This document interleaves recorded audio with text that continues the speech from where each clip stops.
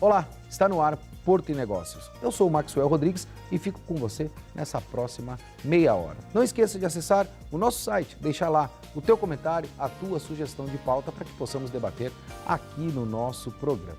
Essa semana é semana de aula e para isso trago dois convidados extremamente importantes e especiais. O meu primeiro convidado já é da casa, sempre está por aqui conosco e vai inaugurar a sua temporada de 2018 aqui no Porto e Negócios. Wagner Pereira, consultor da Navis. Wagner, obrigado pela tua presença aqui mais uma vez. Estamos aí rumo a essa temporada de 2018.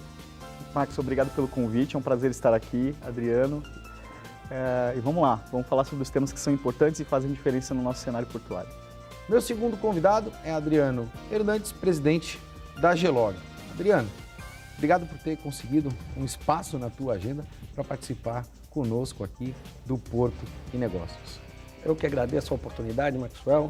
Eu que agradeço a oportunidade de estarmos aqui discutindo assuntos do nosso querido Porto de Santos, o mais importante da América Latina, e é um porto que desenvolve muito a nossa região, gera bastante empregos. Sem dúvida. E estamos aqui para contribuir no que for necessário e esclarecer algumas oportunidades que nós tenhamos de melhoria. Só engrandece o nosso programa a gente ter empresas da nossa região contribuindo principalmente com a comunidade portuária e levando informações qualitativas, o que é importante para nós. Para iniciarmos o nosso debate, vou iniciar pelo Adriano, falando um pouco sobre esse arranjo que nós percebemos aí em relação à fusão de empresas, dos modais que nós temos relacionados à atividade portuária. A gente percebeu aí inúmeras movimentações de empresas que cada vez mais vêm se infundindo. Num passado não muito distante, me utilizo muito deste termo, nós tínhamos aí, entre aspas, a descentralização de inúmeras atividades, onde inúmeras empresas, de alguma maneira, prestavam serviços aos portos brasileiros. Hoje, e internacionais também. Hoje, a gente percebe, Adriano, que existe uma centralização. As empresas estão cada vez mais centralizando as suas atividades, principalmente os grandes adquirindo empresas de menor porte. Esse é o futuro? Esse modelo é um modelo adequado para as atividades portuárias no Brasil, Adriano? Bom, Maxwell, sem dúvida, ele contribui bastante, porque a centralização das informações, hoje os grandes embarcadores, eles procuram unificar as atividades, as operações num único prestador de serviço, um único agente, um único administrador como todo o processo. Por exemplo, os armadores de cargas. Eles estão cada vez mais adquirindo empresas aqui no Porto de Santos, inclusive nos aeroportos, empresas que estão crescendo, fazendo a aquisição de outras empresas. Por exemplo, nós tivemos um grande embarcador mundial que acabou comprando há pouco tempo atrás, que é uma notícia até foi bastante pulverizada, bastante divulgada na mídia, desculpa, que foi a aquisição de uma empresa de transporte aéreo, né, que ela dominava o ramo do medicamento, no qual conheço até inclusive os donos dessa empresa, por isso que eu posso falar, só não vou divulgar. E essa é uma tendência dos grandes embarcadores. Vou trazer para a minha realidade hoje, para a realidade da Gelog. A própria Amazon hoje é um grande distribuidor e vem adquirindo empresas também para atuar no segmento portuário, né? O que também mostra aí um grande movimento nesse sentido, Adriano. Com certeza. Inclusive, trazendo para a nossa realidade, hoje a Gelog oferece alguns outros serviços que foram exigências dos nossos clientes. Por exemplo, Adriano, eu quero que a Gelog desenvolva algumas áreas no transporte marítimo internacional, agenciamento de carga, fechamento junto aos terminais portuários, isso abrangendo todo o Brasil, em todos os portos brasileiros. Então, acredito que essa é uma tendência que nós temos que trazer para o nosso Porto de Santos, porque hoje as atividades elas estão muito pulverizadas. A competitividade acaba atrapalhando os grandes as grandes estruturas, vamos se dizer. Digo no nosso segmento, Wagner, no transporte rodoviário de cargas, que nós temos hoje mais de 300 empresas de transporte no Porto de Santos. E o custo é algo fundamental dentro desse processo todo. E para que você seja competitivo, você precisa explorar e oferecer cada vez mais qualidade com um custo adequado. Eu não vou falar em redução de custo, porque eu acho que a gente tem, de alguma maneira, uma miopia dentro desse processo, né? Eu acho que muitas vezes também o comprador é responsável direto em relação à contratação. Porque se você contrata mal, o resultado, a entrega também é ruim. Adriano, eu acompanhei muito a história da Gelog e a gente percebe que você é um grande empreendedor no segmento rodoviário. Ao que você atribui todo o sucesso que a Gelog tem hoje? Bom, primeiro, eu trabalho nesse negócio, tá, Maxwell? Apesar de ter 39 anos de idade, eu trabalho há 25 anos no Porto de Santos. Começamos aí a nossa trajetória profissional como office boy, numa empresa de despachos aqui de Santos, que se tornou uma grande transportadora e que hoje faz parte do nosso grupo. Enxergando as necessidades de alguns clientes nessa evolução do transporte rodoviário, que antigamente o transportador rodoviário era o cara que carregava uma carga aqui e levava para ali. E hoje não. Somente isso, hoje não. Hoje o grau de exigência, hoje o nível de segurança, hoje a rastreabilidade, a confiabilidade, pontualidade, legislação, capacitação, eles fizeram com que as empresas de transporte se especializassem nos mais diversos segmentos do transporte. Por exemplo, nós temos aí o segmento do transporte do químico, nós temos o defensivo agrícola, nós temos o eletrônico, o alimentício, e cada uma delas requer uma certa capacitação diferenciada.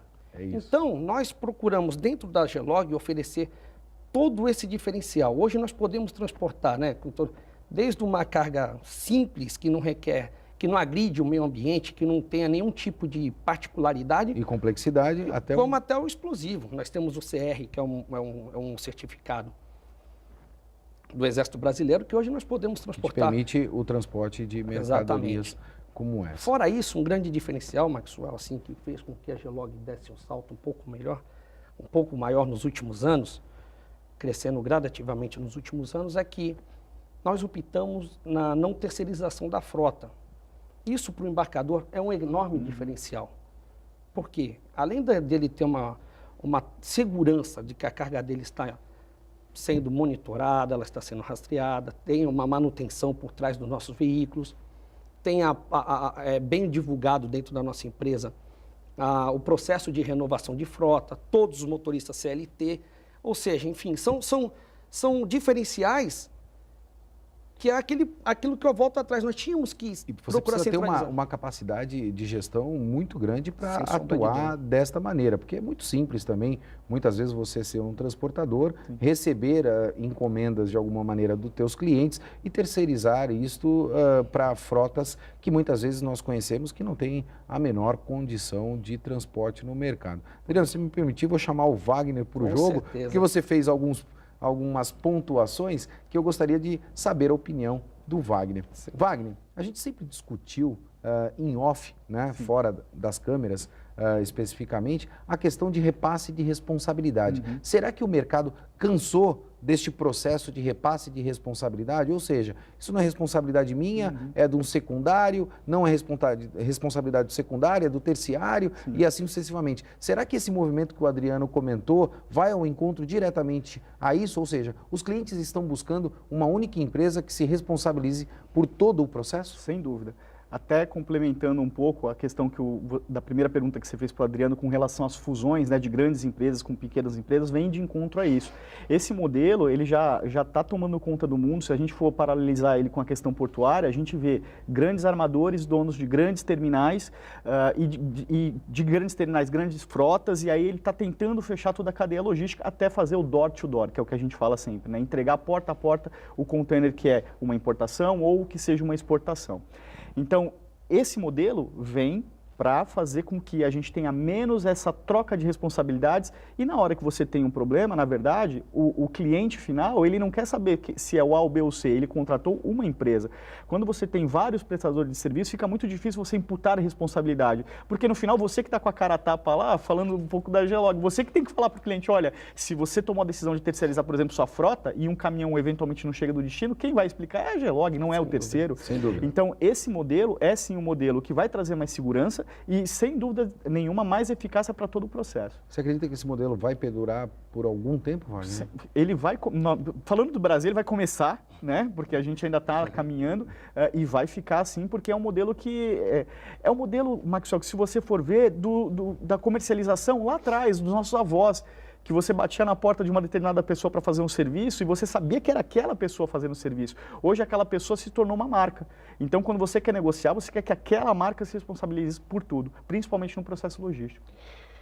Adriano, eu preciso tocar num ponto, porque nós debatemos isso muito no ano de 2017 e agora nós temos a oportunidade de ter uma pessoa que representa muito esse modal e aí, de alguma maneira, esclarecer principalmente para o telespectador. Hoje nós temos inúmeros gargalos logísticos no Porto de Santos. Não só no Porto de Santos, mas em outros portos também, principalmente em relação à questão da infraestrutura. Nós falamos muito em relação à implementação de tecnologia para que nós pudéssemos admitir esses caminhões cada vez mais rápidos, não só no Porto de Santos novamente, mas também em outros portos. Muito se debateu que o fato dessa implementação de tecnologia daria aí, de alguma maneira, a não contribuição para os empregos dos motoristas. Eu acho que isso é uma visão muito míope do processo, porque, na verdade, se você consegue ser mais ágil, você consegue fazer um número maior de viagens. Essa minha análise, na tua visão, por ser presidente de uma das maiores empresas desse modal na nossa região e no nosso país, também é uma visão acertada? Sem dúvida. O que acontece?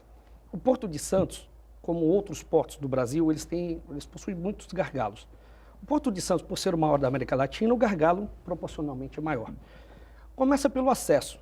A tecnologia ela é fundamental para qualquer tipo de processo portuário, qualquer tipo de processo de gestão, qualquer tipo de processo de transporte, de despacho aduaneiro.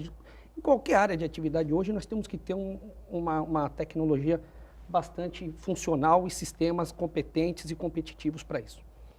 Começando pelo acesso, o Porto de Santos ele tem um único acesso para entrada e saída. Eu vou fazer um recorte se você me permitir. Nós não temos uma entrada do Porto de Santos, nós temos uma entrada da cidade. Né? A entrada do Porto nós ainda não temos. Eu não sei se você concorda comigo ou não. Perfeitamente, excelente colocação. Nós temos esse único acesso para a cidade e para o Porto. A deficiência dos terminais em ter um bolsão de recebimento de veículos. Com exceção do terminal da BTP, que tem um recuo um pouco maior, aqui no começo do Porto de Santos, os outros terminais não possuem essa estrutura. Então foi criado para organizar para minimizar os impactos, os agendamentos. Foram criados os agendamentos. O que quer dizer os agendamentos? Muitas das vezes, nós estamos aí na época de soja, nós temos aí a frota precária dos transportadores autônomos, que naquele único acesso ele quebrou bem na porta, bem na descida. O que isso vai gerar? A descida do viaduto. Na descida do viaduto, ou no retão da Lemoa, agora nós temos aquele probleminha ali, Wagner, que probleminha não, né? Aquela deficiência de que o pessoal agora começa a fazer comércio bem na portuária ali, tem um comércio. Então o pessoal para pegar alguma coisa, para beber uma água, para ver o jacaré ali do lado da Ultracargo agora. É verdade. E faz com que nossas 3 faixas viárias, elas sejam somente limitadas duas, e a às vezes 2 faixas. Aí quebra-se o caminhão, nós perdemos o agendamento. A ineficiência acontece no terminal, passa para a responsabilidade da transportadora, que nem sempre eu consigo uma outra janela de atendimento, paga-se o no-show e o pior de todos, o impacto vai direto no cliente que perdeu o embarque. Isso daí, Maxwell, são situações... O que é o mais agravante dentro desse processo? É o pior de todos, Isso daí ali acontece com certa frequência. O Porto de Santos precisa novos acessos. Tem um projeto que ele vem, tipo um rodoanel, que ele sai lá de Cubatão, ele entra pelo retão da Lemoa e ali ficaria uma entrada e a saída pelo Peixe, o viaduto que é o atual. Que seria um modelo que seria um paliativo para que a gente pudesse escoar. Não é uma segunda entrada, né? Exatamente, seria um paliativo para que nós pudéssemos escoar bem as operações portuárias. Aí nós temos os graneleiros, né? Os grãos que descem, o açúcar, a soja, o milho. Principalmente em época de safra. Principalmente em época de safra. Existe aquele agendamento que foi feito pela Ecovias, onde eles têm que fazer o agendamento para poder descer a serra. Foi discutido isso durante alguns anos, eu acompanhei bem isso daí. E quando ele chega lá no terminal 38, né, Wagner? Na 38, lá na ponta da praia, não tem onde parar. Aí o que acontece? Eles formam aquela fila de caminhões graneleiros, já atrapalha o acesso da Libra, que atrapalha o outro acesso e vai parar lá no canal 4. É um efeito cascata. É um efeito cascata desse processo. Infelizmente, Adriano, eu vou ter que chamar o nosso primeiro intervalo, o tempo passa realmente muito rápido Eu quero explorar mais essa questão do acesso, ouvir a opinião do Wagner também dentro desse processo, porque a gente tem muita coisa para debater. Porto Negócios vai para um breve intervalo e a gente volta já já.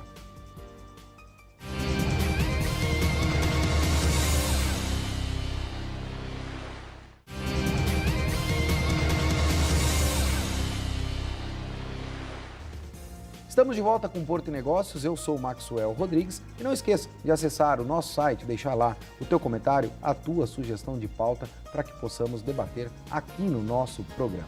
Essa semana eu recebo Wagner Pereira, consultor da Navis, e Adriano Hernandes, presidente da Gelog.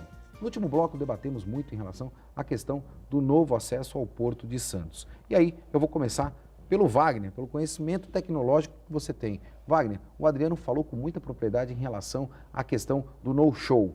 Talvez a implementação de tecnologia, cuidando da gestão de exceção dos processos, mais a motivação dos caminhões ao Porto de Santos, não é a solução definitiva. Nós não temos só que debater exclusivamente a questão de infraestrutura, está faltando coisa dentro desse debate de uma forma generalizada, Wagner? Maxwell, sem dúvida. Você vai lembrar alguns anos atrás, quando nós estivemos visitando Rotterdam, a Espanha, Algeciras, os terminais, como funciona o acesso dos caminhões.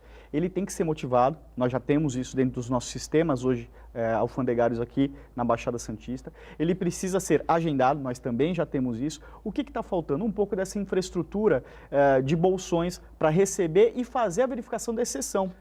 Um recorte, Wagner, não falta um gate público aí dentro desse processo também? Era exatamente. Qual é a nossa diferença hoje da nossa estrutura? É esse gate público. Você vai recordar que há algum tempo atrás foi discutido pela Codesp aqui a questão de você ter um pré-bolsão na saída da serra para que esses veículos motivados, agendados, fizessem a passagem por lá e só assim fossem liberados. As exceções seriam tratadas ali com relação ao agendamento.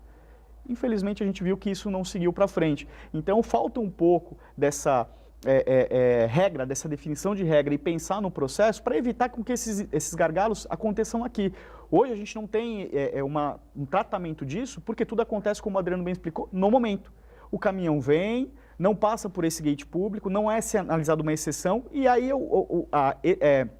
eventualidade física ou até documental, ela acaba acontecendo na hora que o caminhão chega no gate. Preocupa, Wagner, até porque com todos os comentários que foram pontuados pelo Adriano em relação a esta questão das dificuldades do Porto de Santos, do acesso ao Porto de Santos, demonstram aí que um sistema de agendamento pura e simplesmente não contribui com esse processo. Muito pelo contrário, ele está mais atrapalhando o processo que nós temos hoje do que necessariamente contribuído para isso. Estou certo nessa análise? Não, você está certo. E o que aconteceu? Num primeiro momento, o agendamento ele ajudou porque era uma grande bagunça. Todo mundo chegava sem hora, sem destino. Agora os caminhões chegam numa determinada organização, mas as exceções ainda não são tratadas.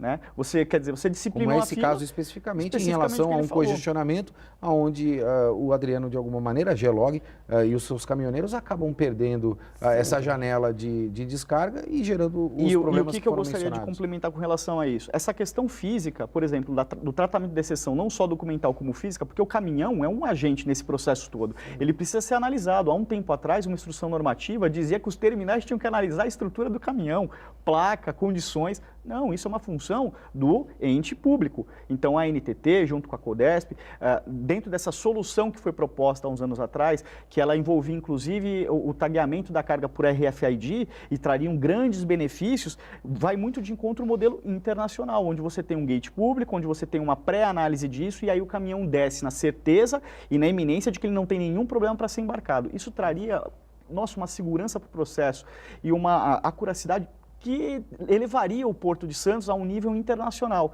Agora, o projeto andou, caminhou, e a gente não tem mais uma previsão de quando ele vai ser implementado no seu todo. Falta isso, Maxwell, falta você ter... A tecnologia nós já temos em muitos pontos, falta você finalizar esse processo. Que eu iria fazer, talvez o telespectador em casa fique se preocupando. Já existem empresas capacitadas, não só no Brasil, mas também fora do Brasil, para implementar um processo como esse que você acabou de mencionar, Sem Wagner? dúvida. Você vê, há um tempo atrás, nós começamos a ver instalações de sensores OCRs em pontos da cidade. Para quê? Para que possa fazer esse rastreamento de onde está chegando o veículo, onde ele está. Então, a ideia lá atrás era justamente você, a partir do momento que o veículo já está agendado, totalmente verificado, não há exceções, e ele tem condições físicas de descer, ele passaria por esses gates, seria feita a sua pré-checagem e ele estaria a todo momento sendo monitorado até a sua chegada efetiva. Com isso, você teria várias informações de transit time, se teve alguma maculação no processo, enfim, níveis de informação que trariam uma qualidade enorme para o processo. E isso, infelizmente, parou. A tecnologia está aí, temos empresas capacitadas, muitas empresas que hoje têm o CR instalado, que já faz a identificação da placa e do container na entrada do porto, tem o know-how para também fazer esse controle da descida. O que falta um pouco do desenvolvimento da rede wireless para o RFID para controlar o posicionamento da carga. Mas mais importante que isso é realmente a gente continuar o projeto e criar esse bolsão lá fora, fazer esse gate público e tomar essas atitudes para que a gente possa ter um processo mais rápido. Adriano, você é líder de mercado.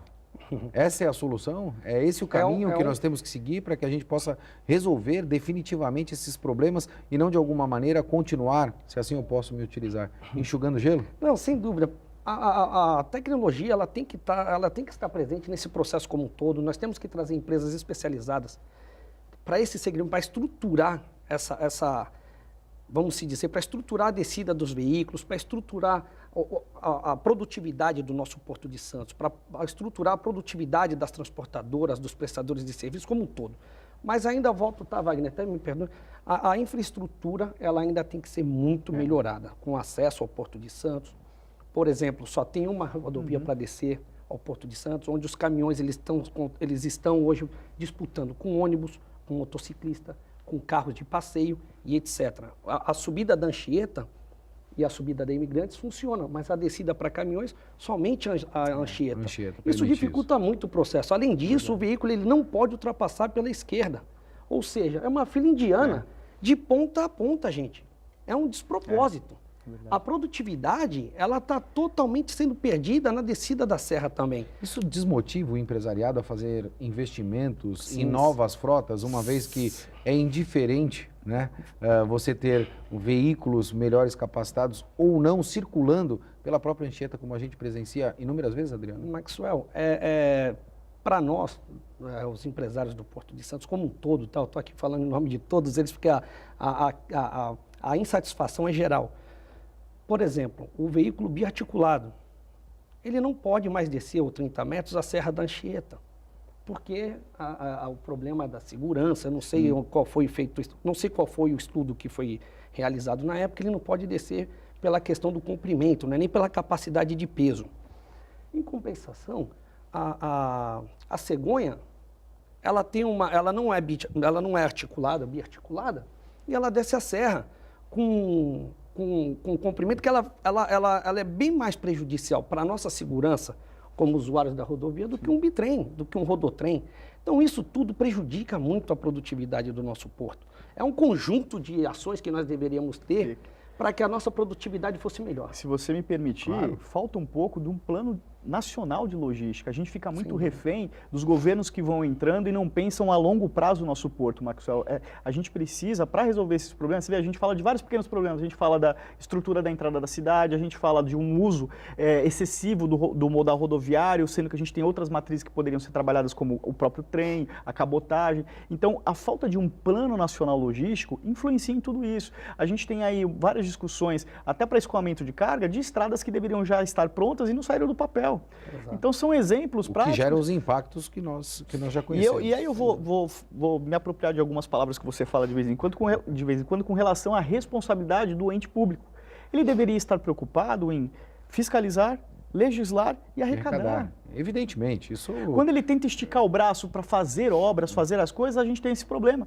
Eu tenho para mim que a falta de um plano nacional e a não passagem da responsabilidade para entidades privadas de determinados assuntos é o que impacta nisso. Talvez, se nós tivéssemos um condomínio logístico cuidando do assunto da entrada do Porto de Santos, nós já não estaríamos falando mais sobre isso. Sem sombra de dúvida, e já teríamos isso efetivamente resolvido. Adriano, eu preciso levar essa informação para o pessoal de casa, principalmente. Você tem aí, e nós sabemos que o modal rodoviário foi um modal escolhido pelo Brasil já há muitos anos. Estamos aí engatinhando em investimentos no modal ferroviário e o hidroviário, eu não sei se vai sair do papel ou não. Qual é o maior impacto relacionado a custos que você tem hoje na tua operação? Sem sombra de dúvida, hoje essa política da Petrobras, que já era muito prejudicial, o custo do óleo diesel, ele é bastante, ele sempre foi muito elevado. E nos últimos 6 meses, no nosso caso, eu fiz a conta na ponta do lápis, nós tivemos um aumento de 34,32 de reajuste, de aumento no óleo diesel. Então, quer dizer, aí tem aquela variação, às vezes para mais, às vezes para menos. Quando é para mais, o impacto é direto na bomba, não só da transportadora, mas do consumidor, do autônomo, da gasolina, enfim. E quando tem a queda no valor, ele nunca chega na bomba, é muito raro, às vezes, que seja imediato. Diminuíram o valor, né? Então, nós temos aí, quando aumenta o óleo diesel, aumentam os insumos, nós temos um custo altíssimo da nossa folha de pagamento, que não para de crescer. Nós tivemos um aumento recente do ISS de 3% para 5%. Falamos muito sobre isso aqui. Eu acompanhei, tá? Por isso que eu estou falando. Nós tivemos um aumento do ISS para as operações portuárias de 3% para 5%. E tudo isso, Maxwell, para repasse para o embarcador, para o nosso cliente final, é muito difícil. Você vai falar para o cliente hoje que você vai fazer um reajuste, que ele está acompanhando na mídia, tá?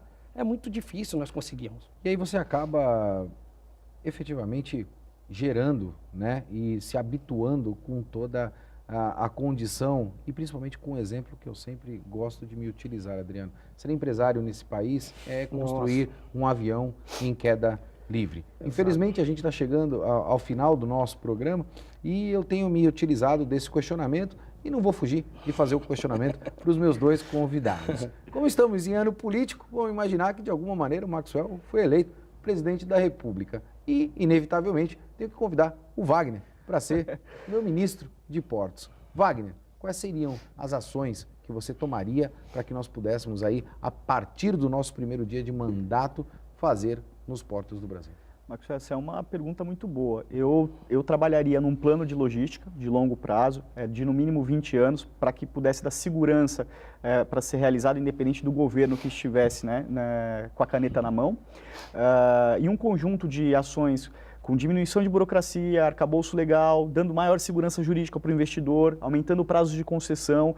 Esses seriam meus primeiros trabalhos aí à frente da pasta para poder dar para o empresário e também para a comunidade que usufrui de toda essa parte logística, uma segurança de que o Brasil cresceria sustentavelmente nesse sentido. Excelente.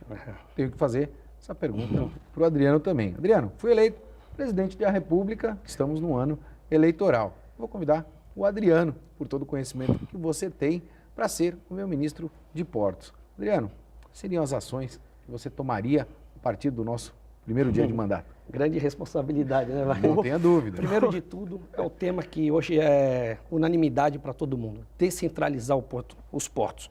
Nós temos que trazer os benefícios para as regiões. Nós temos que ter uma política que nem como é o petróleo hoje, os royalties. Nós temos que desenvolver a nossa região, o nosso porto, assim como a Fortaleza, Pecém, o Sul, etc. Todos os portos. Descentralizar, criar gestões profissionais. Não adianta a gente trabalhar hoje com política envolvida nos nossos portos. Nós temos que ter profissionais capacitados de carreira no negócio e investir, como o Wagner disse, em infraestrutura, além da infraestrutura, em tecnologia, criar um plano a longo prazo de 20, 25 anos, melhorar nossa malha ferroviária, que hoje eu falo aqui direto pelo Porto de Santos, isso daí impacta diretamente na produtividade dos terminais. Criar, lógico, uma equipe muito competente, escolher cabeças pensantes, né, Wagner? É isso. Que conheça de fato do assunto. Do processo, para que a gente possa fazer o que é necessário. E sem sombra de dúvida, profissionalizar, se tiver que privatizar, jogar na mão da iniciativa privada, cobrar responsabilidade, fazer contratos que sejam benéficos ao governo, ao país, ao município e cobrar a responsabilidade. Órgãos regulamentadores. Isso chama-se desenvolvimento. Exatamente. É isso que a gente precisa, focar no desenvolvimento. Eu gosto desse questionamento porque faz com que a gente, além de pedra, também seja vidraça. Porto e Negócios fica por aqui e lembre-se, sempre que precisar, conte conosco. Até a próxima. Calma, nada dá certo na hora errada. Um forte abraço e até semana que vem.